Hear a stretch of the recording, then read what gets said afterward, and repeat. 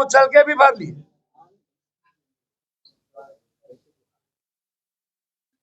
और सब कुछ ठीक, गाड़ी से भी हम अस्पताल जा सकते थे, लेकिन एम्बुलेंस से चल दिए। और कुछ सोशल मीडिया के लोगों ने तो बीपीएससी आंदोलन को खत्म ही कर दिया। टीवी चैनल के एंकरों ने बीपीएससी छात्र के मुद्दों को गौन ही कर दिया। वैनिटी बक्सा डब्बा,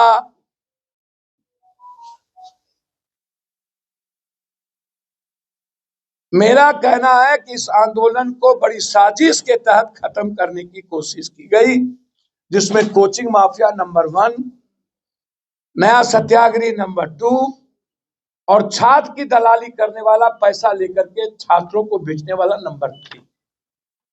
इसीलिए हम सारे पार्टी के साथी ने निर्णय लिया कि कल हमें पूरे बिहार में हरे झंडे,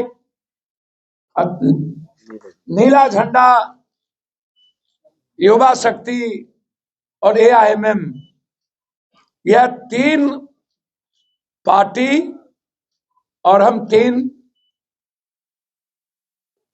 कर्मवीर, कर्म करने वाले 3 लोग, जिसका राजनीति से कोई औचित्य नहीं। हम लोगों ने संकल्प लिया है कि जब तक पेपर रिकॉर्ड होना बंद नहीं होगा तब तक हम लोग सदन भी नहीं चलने देंगे और सर्वोच्च न्यायालय तक भी जाएंगे। 4 लाख बच्चों के भविष्य को खत्म नहीं होने देंगे। हर परिस्थितियों में इस लड़ाई को हम लोग, बच्चों की लड़ाई, भविष्य की लड़ाई, बच्चों की जिंदगी की सुरक्षा और उसकी खुशियों के लिए लड़ाई। हमने सबसे अपील किया है, विशेष तौर पर कांग्रेस से हम अपील जरूर करेंगे और वामपंथ पार्टी से, कि जब आंदोलन एक ही है तो आप लोगों को सहयोग बच्चों के हित में करें। हम आप लोगों के सहयोग के साथ, जैसे हम चंद्रशेखर रावत जी और एआईएमएम के साथ खड़े हैं, हो गए, हमने कहा आप लोग आगे बढ़िए। तो इसीलिए हम कांग्रेस से भी अपील कर रहे हैं कि हम लोगों के कल बंद में आए और उसके बाद अगली रणनीति बनाएंगे कि क्या हम लोगों को इस बड़े छात्र और युवाओं के भविष्य को लेकर के सभी जिला मुख्यालय में एक बड़ी सभा, जिसमें चंद्रशेखर जी भी रहेंगे, कुछ जगहों पर एआईएमएम के साथी भी रहेंगे, और हम लोग यहां से लेकर के दिल्ली तक, यूपी तक से लेकर दिल्ली तक सभा करें। अंत में मेरा एक आग्रह है, जो लोग बीजेपी से और बीजेपी के तरीके से जो कंप्लीट रूप से जाति जनगणना के विरोध है, आरक्षण विरोध है, बच्चे के भविष्य के साथ खिलवाड़ करती है, और उनकी लड़ाई बीजेपी से ना होकर जो क्षेत्रीय पार्टी कांग्रेस से लड़ रही और इंडिया गठबंधन की बात करती हो, मैं उनसे आग्रह करूंगा कि यदि इसी तरह आप बिहार के भविष्य और दिल्ली की भविष्य को खत्म करने की तैयारी और बीजेपी को मजबूत करने की तैयारी करेंगे तो कभी भी आपको माफ नहीं करेगा यह बिहार। शेखर रावत साहब ने, हमारे अनुज भाई, जो लगातार प्रखर रूप से भीम आर्मी की आवाज है, बिहार के जौहर जी, हमारे आरडीएस जी, आईएमएम के प्रदेश अध्यक्ष और राष्ट्रीय अध्यक्ष, दोनों ने फोन करके, मैंने आग्रह किया था तो प्रदेश अध्यक्ष जी, राष्ट्रीय अध्यक्ष जी से वार्ता करके कल ही उन्होंने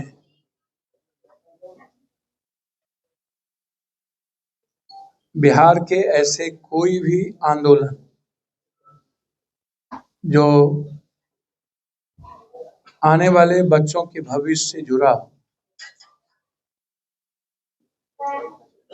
जिससे SC, ST, SC, EBC, OBC, minorities, कमजोर तबके के बच्चों के जिंदगी पर प्रहार हो रहा है। इसके लिए व्यापक सहमति के साथ राष्ट्रीय अध्यक्ष चंद्रशेखर रावत जी, OBC जी और प्रदेश नेतृत्व जौहर जी और अख्तरुल इमाम जी के साथ सभी सहयोगी छात्र यूनियन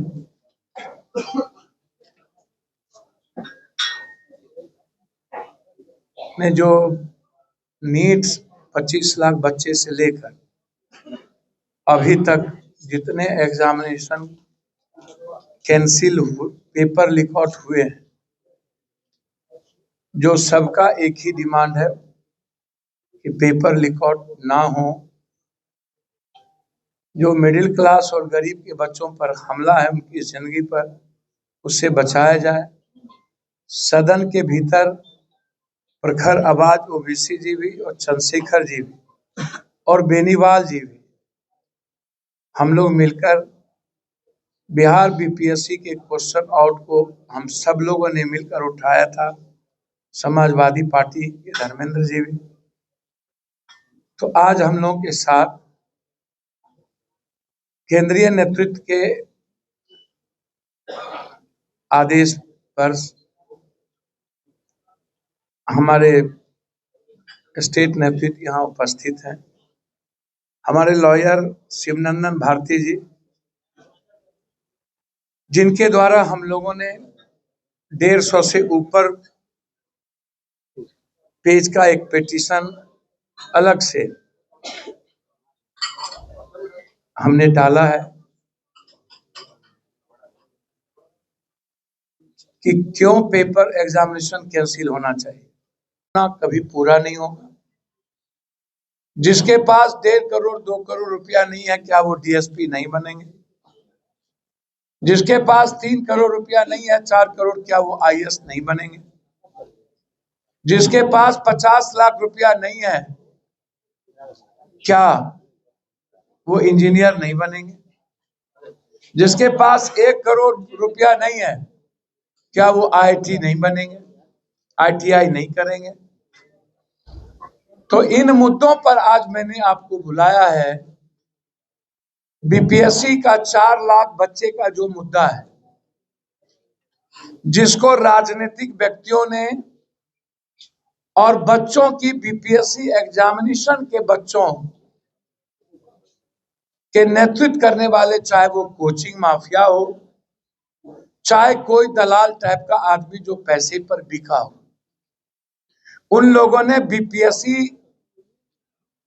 आंदोलन को कमजोर कर दिया और खत्म कर दिया। और मैं शुरू से कह रहा हूं कि हम लोगों का कोई मतलब, मेरा, हम लोगों का, हमारे मित्र का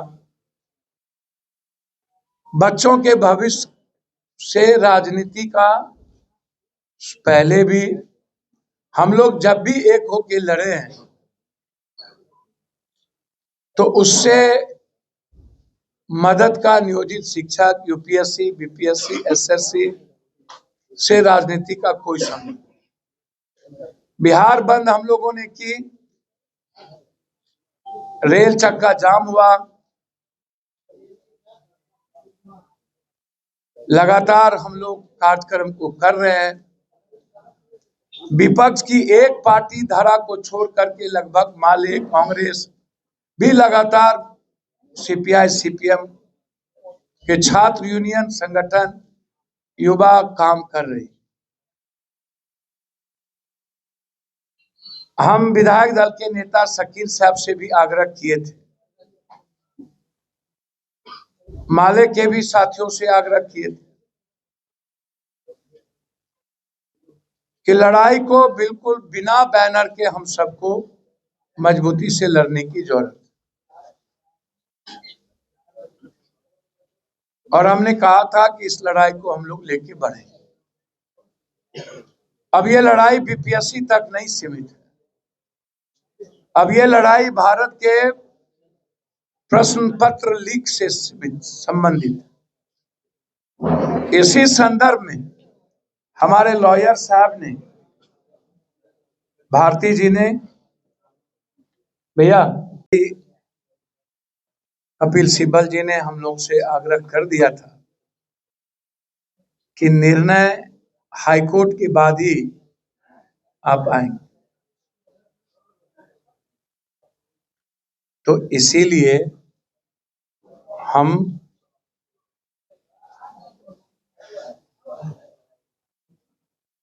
आप सबको आज आमंत्रित किए हैं। आप आए, इसके लिए धन्यवाद, स्वागत।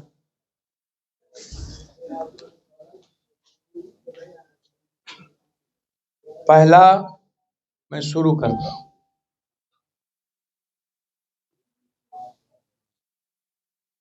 कि बीपीएससी मुद्दा नहीं है, मुद्दा है देश का पेपर क्वेश्चन लीक आउट। आज बीपीएससी है, कल सिपाही था, परसों क्लर्क था, तरसों मेडिकल था। जो आज भी एक जदयू विधायक के भतीजे के यहाँ हाजीपुर में एडमिट कार्ड आधे अधूरे जले मिले। लगातार जो भी पेपर क्वेश्चन लीक आउट हो रहा है, संजीव हो या कोई अन्य, सारे माफियाओं का रिश्ता किसी न किसी बड़े नेताओं के परिवार और नेताओं से। उनकी पत्नी का फोटो, सत्ता के कई ऐसे विधायक, ऐसे लोग जिनका तस्वीर इन माफियाओं के साथ इन्वॉल्व है। तो बीपीएससी मुद्दा नहीं है, बीपीएससी का एक हिस्सा, एक पार्ट है। मुद्दा है कि हर परिस्थिति में हम लोग जो हर तरह के एग्जामिनेशन में भविष्य के बच्चों की जिंदगी को खत्म करने की तैयारी और पेपर का लीक आउट होना, इसमें बिना सरकार के, बिना पदाधिकारी के, बिना सिस्टम के ये नहीं हो सकता है। इसीलिए हम राष्ट्रीय अध्यक्ष चंद्रशेखर रावत जी, ओवैसी जी ने, बेनीवाल जी ने ये निर्णय लिया है कि सदन को किसी भी कीमत पर 31 मार्च से जो खुलेगा उसमें हम लोग नहीं चलने देंगे। एक व्यापक चर्चा सदन में हम लोग चाहेंगे कि इस पर व्यापक चर्चा हो कि देश में पेपर लीक आउट कब बंद हो। जो एसटी, एससी, ईबीसी, ओबीसी या मिडिल क्लास किसी भी जाति के बच्चे बच्चियां हैं, जो आर्थिक रूप से कमजोर हैं, गाय, माल, बकरी, जेवर, खेत बेच करके अपने बच्चे और बच्ची को पढ़ाते हैं।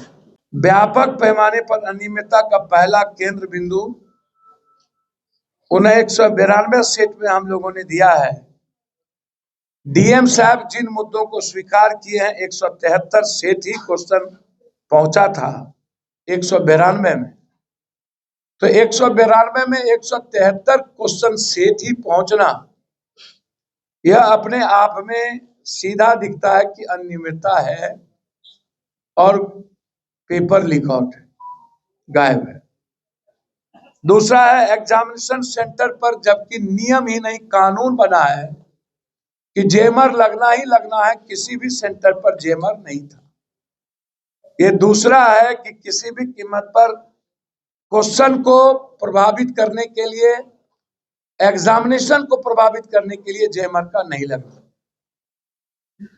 तीसरा है छात्रों के द्वारा उसी दौरान ईओयू को क्वेश्चन भेजा गया आर्थिक अपराध इकाई, उस पर भी आर्थिक अपराध इकाई ने कार्रवाई नहीं की।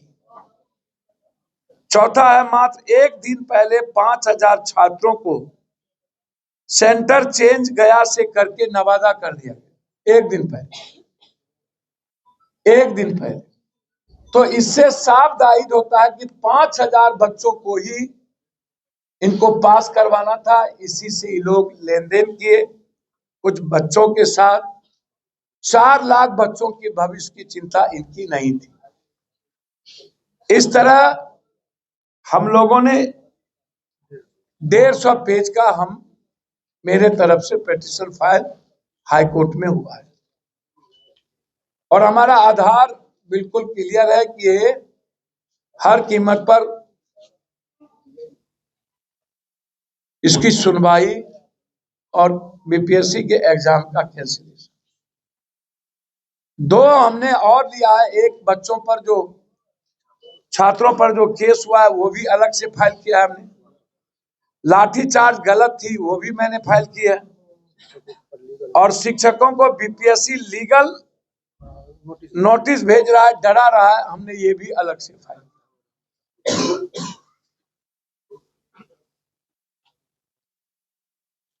एक केस हमने अलग फाइल किया जिसमें एग्जामिनेशन कैंसिलेशन का है। 3 केस अलग फाइल किया जिसमें लाठी चार्ज का और बच्चों पर केस का। तो इसीलिए यह प्रोसेस मैंने आपको पहले भी कहा।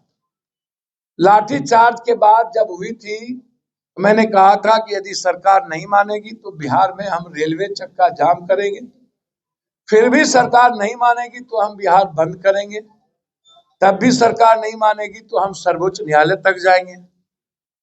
हमने कहीं भी पप्पू यादव या चंद्रशेखर रावत या ओबीसी या हमारे साथियों का नाम आगे नहीं लाया।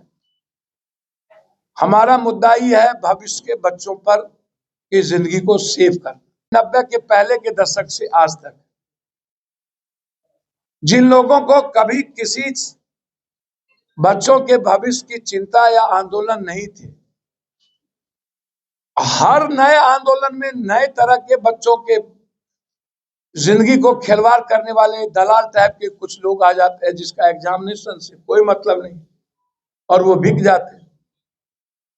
मैं हमेशा ये बात कहता हूं, कहां चले गए सभी कोचिंग वाले? वही कोचिंग वाले गर्दनी बाग भी जाते थे, वही कोचिंग वाले बीपीएससी चेयरमैन के पास भी जाते। अब आप हमको बताइए, ये बड़ों के बाप कनियों के बाप दोनों कैसे संभल? बीपीएससी वाले भी उन्हीं लोगों को बुलाते थे और उन्हीं से सहमति लेते थे और गर्दनी बाग में भी वही लोग जाके नाटक करते थे। और जो नए सत्याग्रही बने, मुझे तो आश्चर्य होता है कभी कभी इस बात को लेकर के। जनाब आप लोग सुनिएगा तो आश्चर्य होगा कि 153 धारा में पुलिस कितने मिली हुई है, कितनी गंदी है बिहार की पुलिस। कहती है बहुत ही।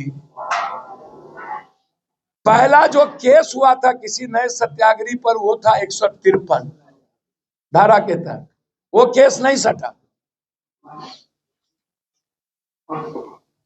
वो केस नहीं सटा।